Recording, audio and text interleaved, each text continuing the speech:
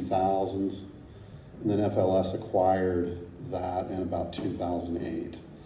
And then around, in 2007, then about 2008, we also acquired Pneumapress. So that's really the sum total of all of the filtration equipment for FLS. So as you can see here, the 6 main pieces of equipment that we have are what we call the automatic filter press, but it's really a horizontal filter press in the market. Pneumapress, which is a vertical press. Drum filters, which we don't use too much in the mining industry. They're mostly used in the chemical and industrial market. And then a disc filter, which is very common for us. A pan, which is really a horizontal press, kind of a very niche piece of equipment. And then a horizontal belt filter, which is very common in filtration applications. So some of the things that affect how we pick the piece of equipment that we're gonna use and the size really is feed density, the solids density, the particle distribution. That's important to us on filtering. If we get a lot of fine particles in our size distribution, it's harder for us to filter. If we also get like clays, swelling clays, that causes issues for us. Also the mineralogy and the particle shape are things that we want to look at. If we have particles that compact very tightly or very open when they filter, that affects the filtration. And then too, the customer, their target moisture that they're looking for, and what's the throughput of the machine, and are there washing requirements? So what this slide here really shows us is that the lower end on the PSD typically filters easily and better, and on the PSD curve, if it's smaller, we usually have to go to more pressure filtration. So we really try to stay in vacuum filters if we can. They're cheaper, but if the particles are such that they don't filter very well and we need higher pressure, then we'll go to a pressure filtration. And then what we're saying here is that really the best thing for us is to test the material that we're trying to filter. A lot of people come to us and ask us to size a filter based upon just very generic process conditions, and it's really difficult for us. And so we really like to do bench scale testing. We also have a lot of experience we can look at, but we really like to do testing. We have great testing facilities in Salt Lake City, a great separations lab, but we can also test in any of the other regions of the world, on site or at other labs. So in filtration, there's really 2 things. There's vacuum or pressure, as I've mentioned before. All of them have basically a filter cake that you're pushing or pulling air through, a filter media which separates that cake and then allows the liquid to go through, and a drainage grid. So like I said before, if we can do it with vacuum, which is much cheaper, we will do it, but sometimes we need pressure. Yeah, so vacuum, one of the things there's a problem with vacuum is like high altitude, high elevation type stuff. A lot of times we'll have to go to pressure because we just don't have enough driving force. And then also too, pressure filters, we're using, these are for harder to filter slurries and usually higher pressure, so 10 to 15 bar.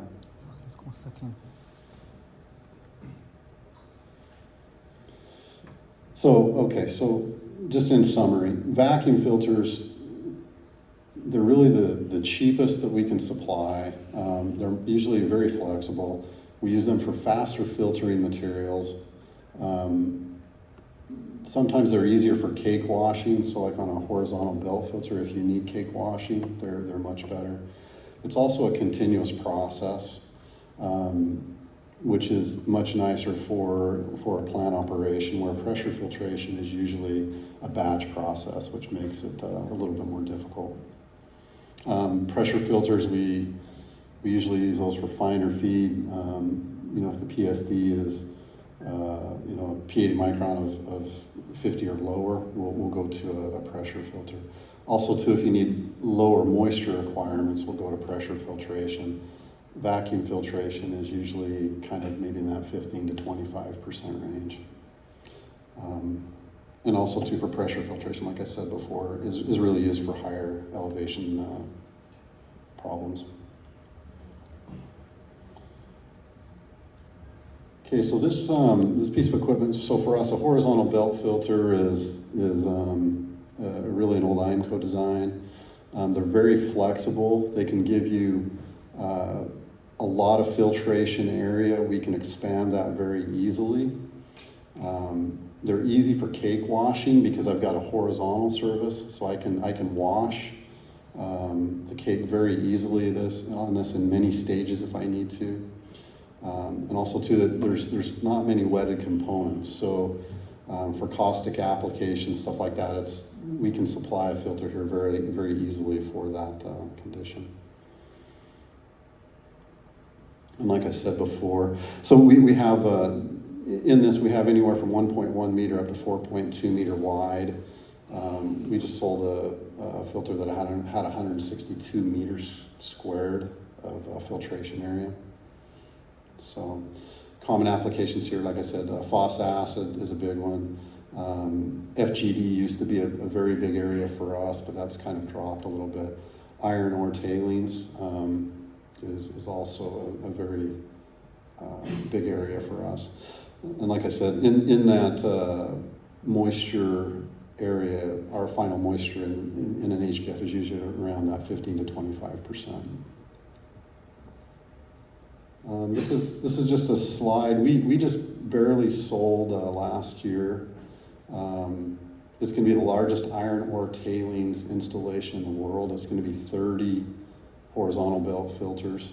These are all 4.2 and 162, so it's a huge operation for us. But that'll be the largest iron ore tailings installation in the world. So 30 pieces. 30 pieces? 30 machines. Yeah. I'd like to tell you where that's at, but right now I don't have the go ahead to tell you where that's at, but you'll see that here in a little bit. Disc filters, they've been around a long time, another piece of vacuum equipment. Very low cost, very small footprint. You know, we have more than 3 sizes, but the 3 we focus on are 2.7, 3.2, and 3.8 meter diameter disc filters. Each one of those can go up to 14 or 15 discs, depending upon the throughput that we need. We have 2 different types here. We have an air agitated vat. We also have the old mechanically agitated vat. We've kind of seen that we like the mechanical agitated. It works a little bit better. The air aspirated, we've kind of had some issues keeping the agitation going. On this, I should have put a slide in here. We have a new development for this disc filter on the sill for the agitator. We're using a track roller. So in the old days, we would actually use a water sill on the lower bearing. But now we're using a track roller so that we don't have to supply any sill water for that lower bearing. Common applications here, paste backfill for us is really big with our disc filter. We just sold a large order in Brazil for more iron ore tailings, so this is kind of a big area for us. Once again, you'll kind of get into that 20 to 25% moisture, final moisture. Yeah, so drum filters, for us, we've sold, over the history, I think we're 3,000 drum filters for IMCO and door oliver. These are mostly for chemical and industrial applications. So for the mining area, we don't really use too much of these. So I'll kind of pass on this one a little bit. Pan filters come from our old door oliver company. They're used quite a bit in the aluminum industry. They're very good for washing because they have a horizontal surface. But they're a little bit limited. It's kind of like a drum filter. We've got zones of washing, drying, and cake formation. So the good thing here is in this one, we usually get down around 10% on the aluminum product. Okay, so here's where I want to spend a little bit of time. So on our, what we call our AFP and Shriver. So Shriver is really a, what do you want to say? There's slower cycle times, slower feed densities. You know, a lot of these are used in tailings, a lot of smaller sizes. Our AFPs are really a fast filtering filter press. So they're going to be used a lot in tailings applications. We do use them in concentrate applications also, but where they really shine is in tailings, where we're trying to put through a lot of tonnage. So the AFP, fully automatic, fast cycle times. We say they can be automatic or manual, but they're really mostly automatic. So the moisture that we'll get out of these is usually into that 10 to 15%, sometimes 20%. Use these mostly any of the copper, gold, lead, zinc. We're doing some work right now in the lithium industry. So in 2022, we decided to redesign our AFP.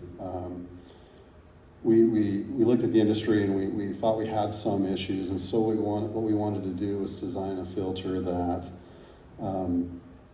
basically had dual upper feed eyes. We took our feed eye from the center of the plate and put it outside of the plate filtering area.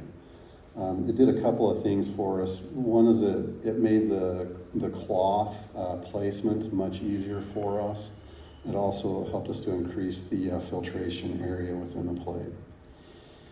So in this redesign, we did that. We created a drop-in filter media, which makes the maintenance much easier on this press. We can change out and pull 10 plates out at a time. I'll show you a video here. It's much more simple. We don't have to pull a plate out to change the media. The cake dimensions on this filter are exactly, so like this one here that we're showing is a 2.5 by 2.5. The actual cake dimensions are 2.5 meters, and a lot of the competitors, their actual cake dimensions are quite a bit smaller. So what that allows us to do is get more volume and less plates than the competitors do. This is a fast opening filter. It opens in a minute. Where some of the other competitors will open a plate or a chamber at a time, and it takes a little while to open.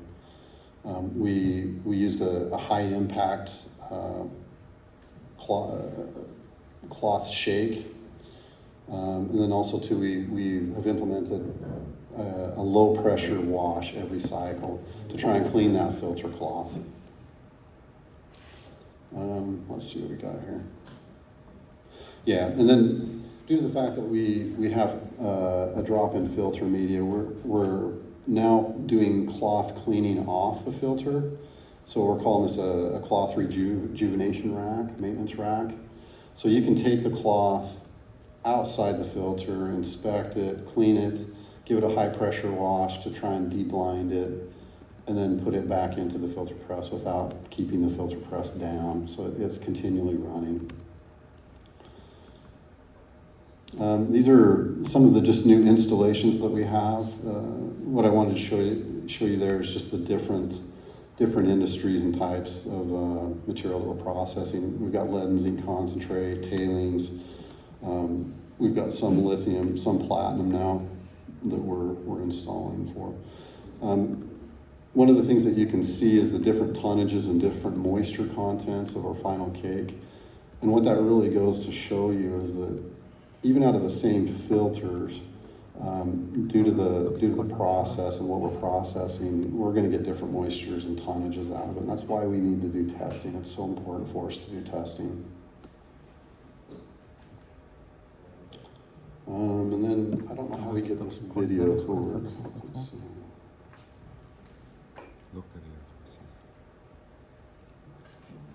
Oh, there we go. So here's just a video on this new AFP 2500. Today's mines have an ecological and social responsibility to rehabilitate mined ground back to its natural state and to keep surrounding communities safe. FLS offers filtered tailing solutions driven by the goal to eliminate water waste while minimizing the economic impact on your operation. To achieve this, the AFP 2500 delivers high availability and efficiency while operating on the lowest cost possible. Featuring highly wear-resistant materials and designs, this filter is built to last for the life of your mine and beyond. The FLS closure system allows for greater length and more filter plates in a single filter. Leveraging our latest in-house technology, the AFP 2500 offers the greatest filtration area and highest production capacity available compared to other filters of comparable plate size. Unlike the competition, FLS maximizes the usable filtration area with a true 2500 by 2500 mm chamber area. Feeding the filter through dual upper feed eyes allows the media to be replaced without removing the plates from the filter and provides homogeneous cake formation. Slurry enters from 2 feed ports and into the filter to fill the chambers.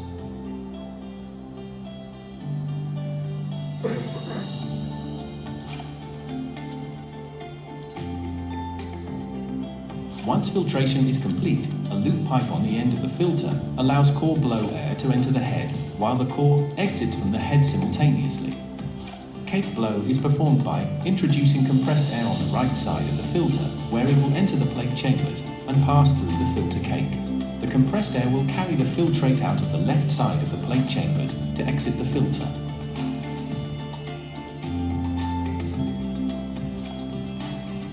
Upon completion of the filtration portion of the cycle, the discharge sequence begins. The AFP 2500 offers the fastest mechanical times on the market.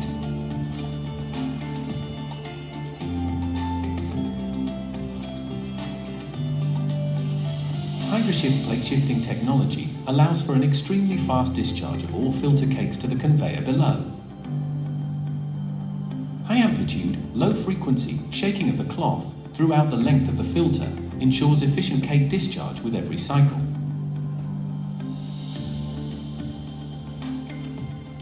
Cloth washing is critical to cloth life and limiting downtime. Our on-plate wash system incorporates custom spray patterns to regenerate the filter media and ensure the sealing surfaces are clean. While adhering to a filter media replacement schedule, cloth changeout is completed easily outside of the filter, which is safer and more efficient for the operation. Once the operators have removed a cassette of soiled cloths, a pre-dressed set can be taken from the maintenance rack and placed within the filter. The used media can then be replaced while the filter is back online and producing tonnage.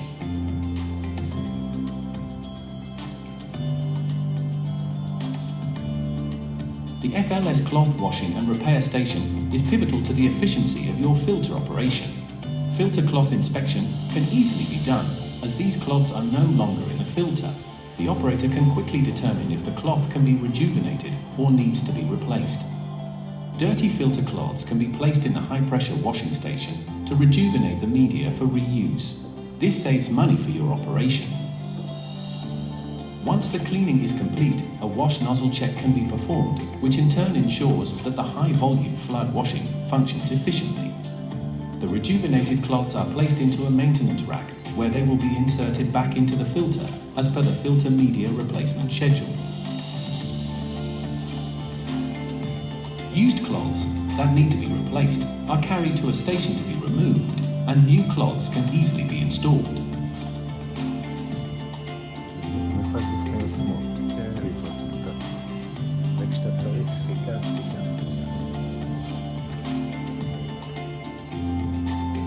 Once the new cloths are installed, they are placed into the maintenance rack, where they will be inserted into the filter as per the filter media replacement schedule.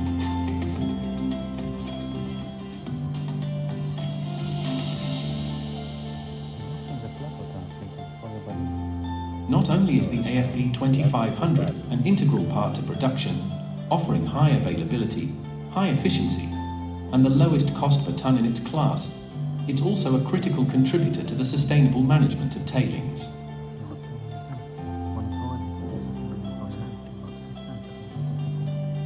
Partner with us during this next era of responsible tailings management.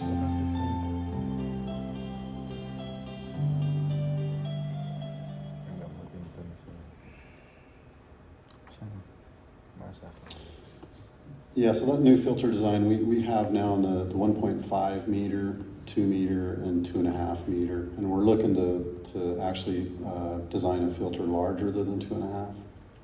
So that'll be going on in the next year to two. So this is the Numa press that we have. This is our vertical press. No secret, this is going to compete with the Metzel Rocks machine that they have. Some of the differences that we have here, well, some of the advantages to a vertical press over a horizontal press is that it has an extremely small footprint, so that's very, very good. Our Numa press has very fast cycle times compared to a Larox machine or even our horizontal presses. These are very, very fast cycle times, and so our filtration rates are very, very high, which a lot of people sometimes don't believe our filtration rates, but it's because of our very fast cycle times in this machine. Our Numa press also discharges on one side instead of both sides, as our competitor does, so it makes the conveying a little bit easier for our machine.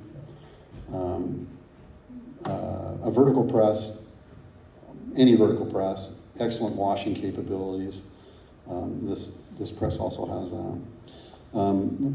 The other nice thing about our machine is that we can isolate any of the chambers. So if we have a problem with a cloth in chamber 4, we can isolate that plate, not run it, and continue to operate the machine. Where a lot of the other competitors, if they have a problem with a cloth, they have to take the machine down.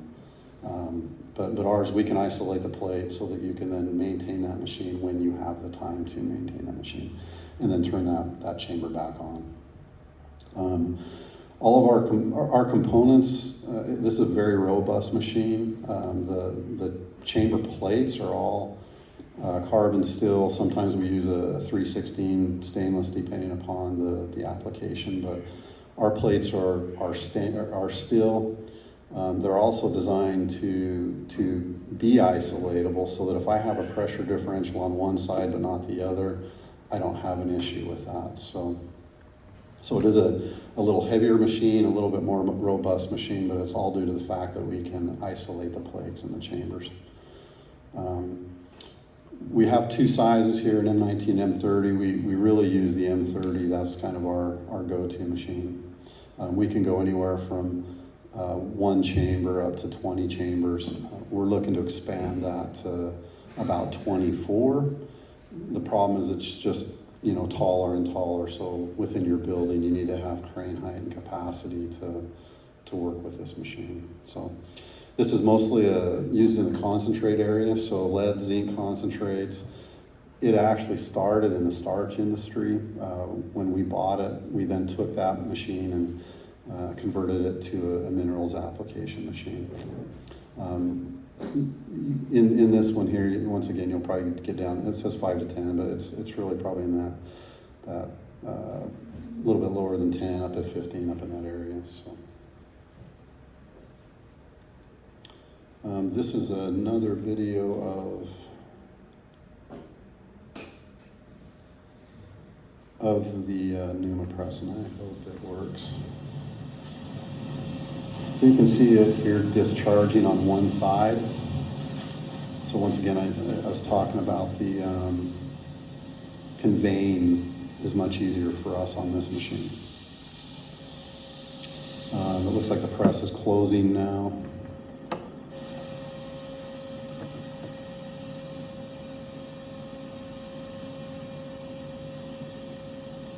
So our cycle times for this machine are probably in the 2.5 to 5 minute range, versus a horizontal filter press. We're probably in that 15 to 20 minute range.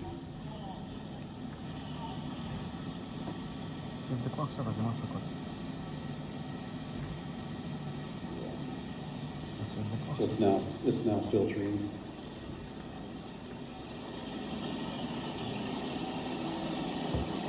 So the other difference with our machine and some of the competitors is we don't have a membrane on this machine. So what we do is we fill the chamber to a certain pressure, then we stop and we supply an air blanket on top of it to give us our driving force to do water. We don't use a membrane.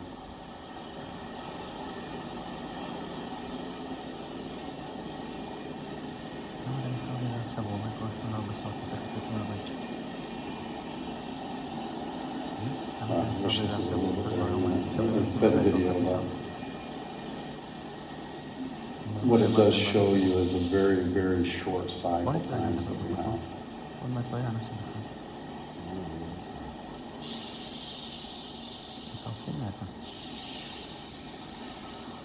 So once again, used mostly for concentrates, lower tonnage applications, high moisture or low moisture cake requirements.